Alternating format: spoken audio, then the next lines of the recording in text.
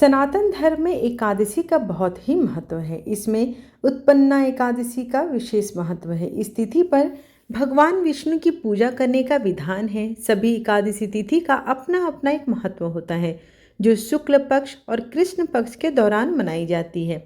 ऐसा माना जाता है कि इसे श्रद्धापूर्वक उपासना करने से धन वैभव में वृद्धि होती है। यदि आप श्री हरि का आशीर्वाद पाना चाहते हैं तो आपको इस दिन उनकी खास प्रकार से पूजा करनी चाहिए। साथ ही तुलसी के पौधे के सामने घी का दीपक भी अवश्य जलाना चाहिए और परिक्रमा भी करनी चाहिए। इसके अलावा तुलसी चालीसा और उनकी आरती से पूजा करना, ऐसा माना जाता है कि यह व्रत तभी पूरा होता है जब इस मौके पर तुलसी जी का पूजन भी किया जाए।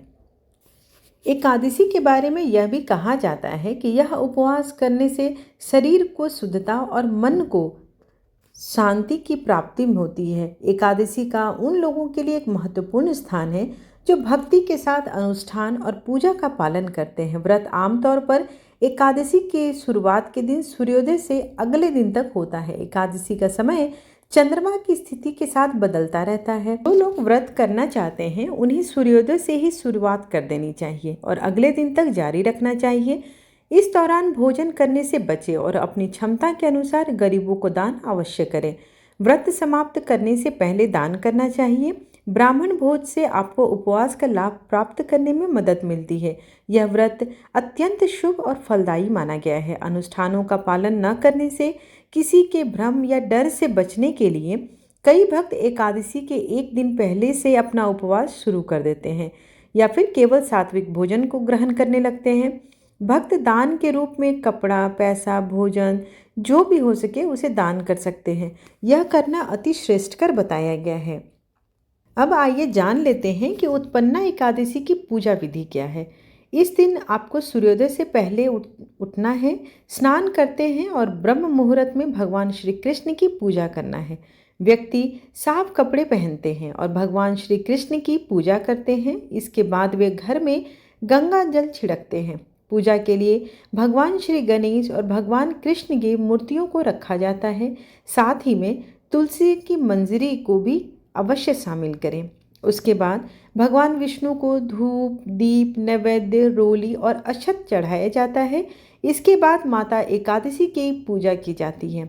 पूजन के बाद आरती करें, प्रसाद को अवश्य बांटें। देवताओं को प्रसन्न करने और उनका आशीर्वाद प्राप्त करने के लिए प्रसाद के तौर पर एक विशेष भोग तैयार किया जाता है, उसे भी चढ़ाया जाता है। भक्ति, मंत्र उच्चारण और गीत, ये सभी जो मंत्रोच्चारण है पूजा का ही हिस्सा है।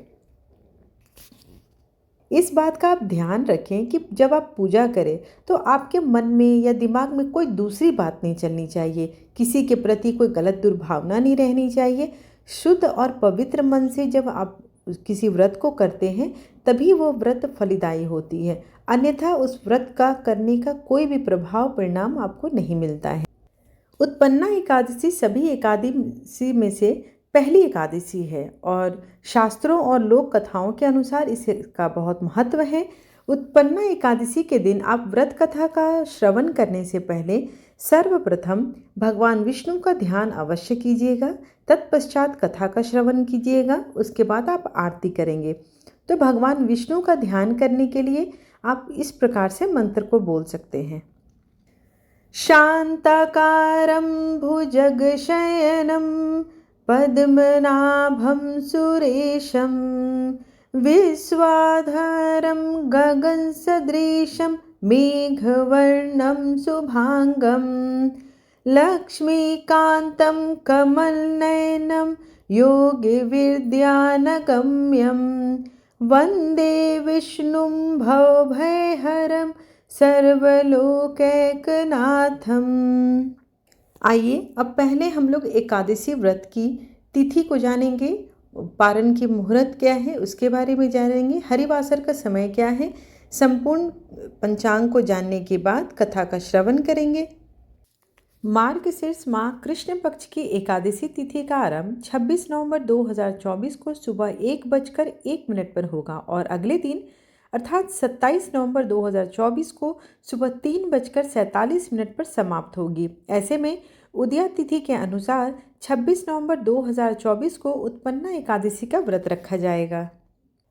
26 नवंबर 2024 को उत्पन्ना एकादशी के दिन प्रीति योग, आयुष्मान योग और द्विपुष्कर योग समेत 3 शुभ योगों का निर्माण हो रहा है। इसलिए इस दिन भगवान विष्णु जी की पूजा अर्चना करने का महत्व कहीं गुना बढ़ जाता है।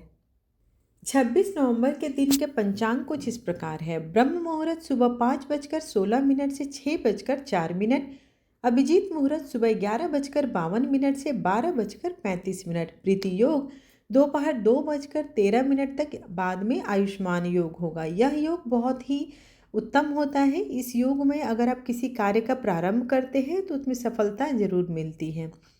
प्रातःकाल पूजा मुहूर्त सुबह 5:32 से 6:53, सायंकाल पूजा मुहूर्त शाम 5:24 से 6:45 है। राहु काल दोपहर 3 बजे से लेकर 4:30 तक है। इस दौरान ध्यान रखना चाहिए कि राहु काल के समय में हमें किसी भी काम की शुरुआत करने से या पूजा पाठ करने से बचना चाहिए, क्योंकि अगर आप उस दौरान कोई भी कार्य को शुरुआत करते हैं तो वो कार्य किसी न किसी कारण से बाधित हो जाती है। एकादशी तिथि का प्रारंभ 27 नवंबर दिन बुधवार सुबह 3:38 से, द्वादशी तिथि का समापन 28 नवंबर दिन गुरुवार सुबह 6:24 पर है।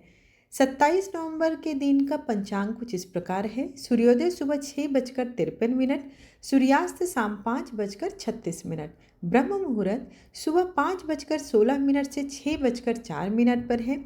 आयुष्मान योग दोपहर 3:13 तक, बाद में सौभाग्य योग है। हस्त नक्षत्र सुबह 4:34 तक, बाद में चित्रा नक्षत्र शुरू होगा। राहु काल दोपहर 12 बजे से लेकर 1:30 तक रहेगी। 27 नवंबर को हरिवासर का समाप्ति का जो समय है वो सुबह 11 बजे है। प्रारंभ से ही हरिवासर लग जाता है जो कि 5 से 6 घंटे तक रहता है। इस दौरान आप ध्यान रखिए कि हरिवासर के दौरान आप व्रत का पारण न करें। व्रत का पारण हरिवासर के समाप्ति के बाद ही करें। 27 नवंबर के दिन व्रत पारण की तिथि और मुहूर्त कुछ इस प्रकार है। 27 नवंबर 2024 दिन बुधवार के दिन दोपहर 1:31 से शाम 3:40 तक रहेगी। उत्पन्ना एकादशी की पौराणिक कथा माँ एकादशी के जन्म के साथ ही इस बात से संबंधित है कि उन्होंने भगवान विष्णु को एक राक्षस से कैसे बचाया। सतयुग में मुरा नाम का एक राक्षस था। उसने भगवान इंद्र और उनके रत्नों को हराकर स्वर्ग पर विजय प्राप्त की थी। इसके बाद सभी देवगण मदद के लिए भगवान शिव के पास गए। भगवान शिव ने उन्हें भगवान विष्णु के पास जाने और उनकी मदद लेने का सुझाव दिया। देवताओं से सारी बातें सुनने के बाद भगवान विष्णु ने मुरासुर के काले शासन को समाप्त करने का फैसला किया। इसके बाद भगवान विष्णु और मुरासुर के बीच युद्ध शुरू हो गया। यह युद्ध 10 साल तक चली। अन्य सभी राक्षस मारे गए, केवल मुरासुर ही जीवित था। युद्ध के दौरान मुरासुर को न तो मारा जा सकता था और न ही पराजित किया जा सकता था। युद्ध से थककर भगवान विष्णु बद्री का आश्रम गए। हेमवती नामक गुफा में उन्होंने विश्राम किया और योग निद्रा में सो गए।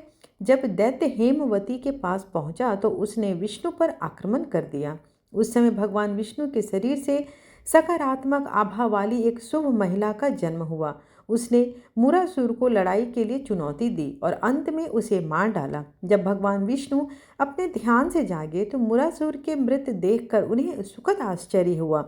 इससे प्रसन्न भगवान विष्णु ने उन्हें आशीर्वाद दिया और उन्हें उत्पन्ना एकादशी का नाम देते हुए कहा कि जो लोग इनकी पूजा करेंगे, उत्पन्ना एकादशी उन्हें अपने पीछे के जितने भी पापों हैं उनसे मुक्ति मिल जाएगी। इतना ही नहीं, यह भी कहे कि एकादशी का व्रत करना चाहता है उसे उत्पन्ना एकादशी के उपवास से शुरुआत करना चाहिए। इस दिन भगवान विष्णु ने माँ एकादशी की सहायता से मुरासुर को पराजित किया था।